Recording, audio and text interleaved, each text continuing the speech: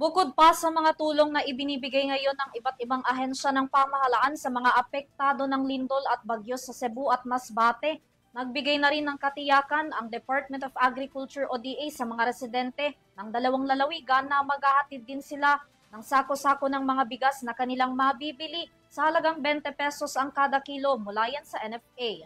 Tunghayan ang kabuuan ng balita sa report na ito.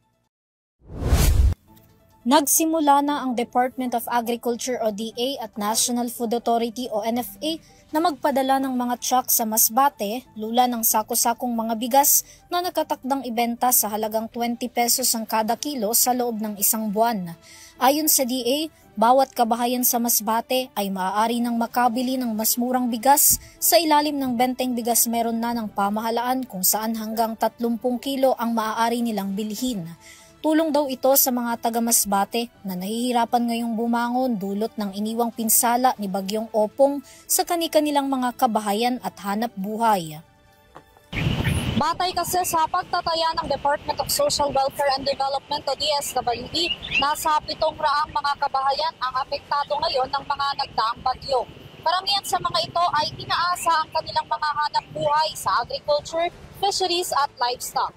Agad namang ipinag-utos ng DA ang price freeze sa ilang pangunahing bilihin gaya ng local at imported rice, pork, poultry, eggs, fish, cooking oil, onions at garlic. Samantala, inanunsyo rin ni Agriculture Secretary Francisco T. Laurel Jr.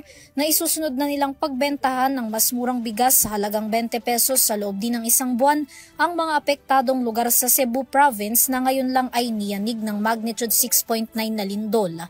Sigurado na raw na bababaan ng mas murang bigas ang Bogos City sa Cebu na siyang epicenter ng lindol. Matatandaan na ang parehas na probinsya ay kasalukuyan ngayong nakasailalim sa state of calamity. Tiniyak naman ng DA na may sapat pa rin na supply ng bigas ang buong bansa sa kabilaya ng distribusyon ng mga NFA rice sa iba't ibang lugar sa bansa na lubos na naapektuhan ng mga bagyo at nagdaan na lindol na tumama sa Cebu Province.